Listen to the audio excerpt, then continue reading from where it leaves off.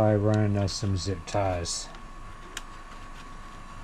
So I'm going to go ahead and tighten the zip tie down with the idea that I'm going to cut the zip tie later and throw it away, because I'm going to have other wires from the power supply that are going to be running up here with all this stuff. But right now I'm working on getting the right wires the right length for the motherboard.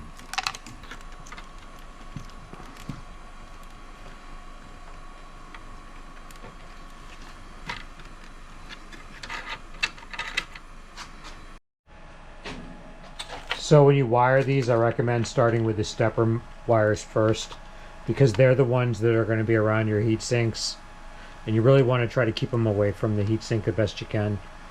So what I've decided on this is 2 approaches. Another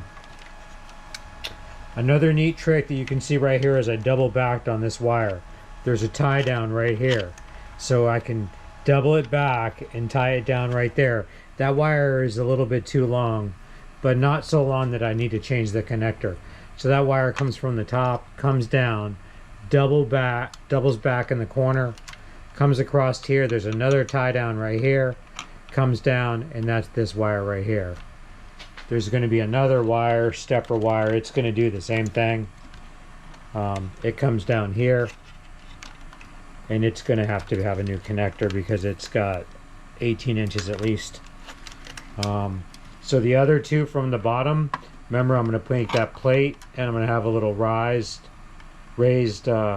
wire tie down. So we'll put these on here, and they'll tie down, and we'll use that for when we come into our MOSFET with our wires from our power supply. These fan wires, we just have to double them back to get them the right length. We don't really want to cut them, but we have tie downs all along here, and we'll just get them pretty, double them back, tie them down, whatever we have to do. Similar with the sensor wire. So it looks like it's going to tighten up pretty good. I'll go ahead and start putting the rest of these wires together. So on the power wire, I've gone for a direct wire to save space on the connector. On the connection mechanism, it's a little big, so it makes it hard to get in the smaller case. What I've done is I put a zip tie on here. This is just going to work as a stop. There's also a zip tie in here, and you'll see down here there's a little rounded area that the wire sits in. I recommend putting this zip tie on before you put the power supply in, if you remember. If not, it makes it a little more difficult. It can be done.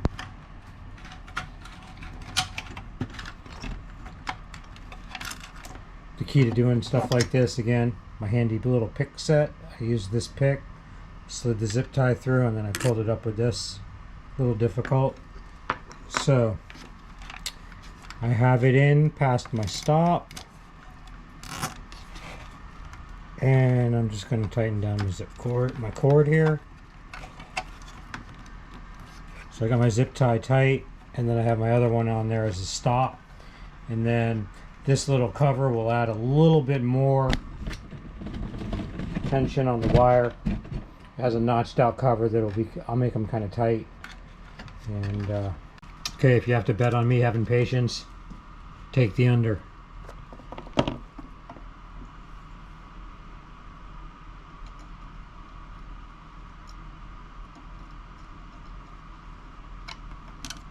Alright, let's see if we can do this. A little awkward, I got the camera in front of me.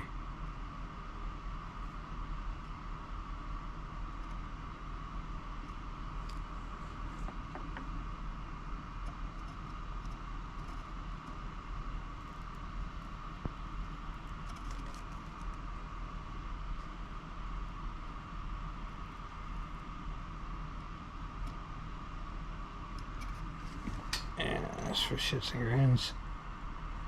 Alright.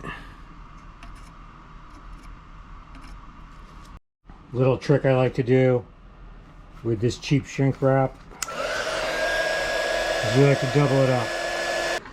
Alright, that first piece I cut in half out of this kit. The second one is in thirds.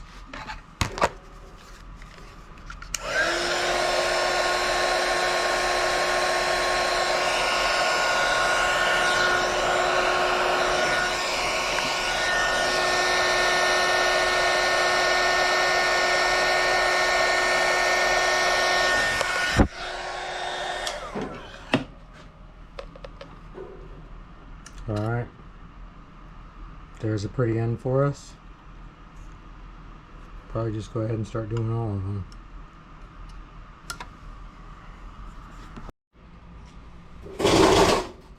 Alright, so what I'm going to do here is make a grounding ring for my new switch.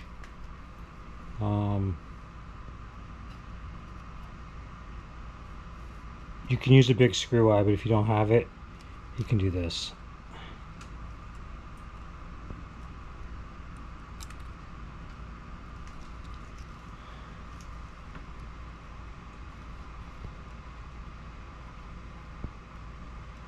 So soldering it is kind of important.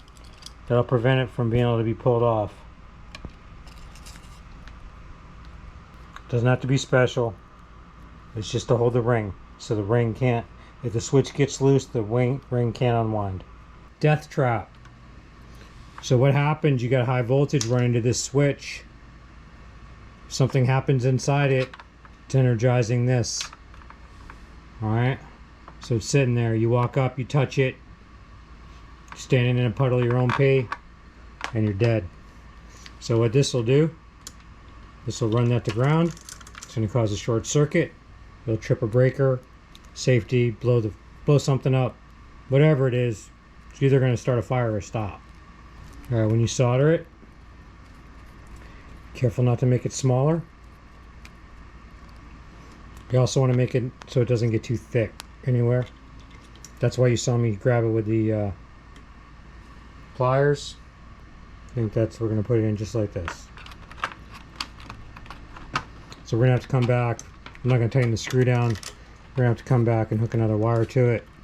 Alright, there you go. We're all wired in. Tighten up the rat's nest on the other side. Alright, so here's the wiring. Not totally buttoned up. So I have to find a way to power my case fan. Pretty much know where that's going. Waiting on a BL touch. Figure out the wiring. I'll put a regular connector on there.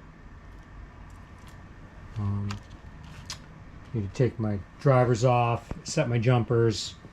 I have some adhesive, but I cannot find it, so I may just use the sticky that's on the back of the heat sinks.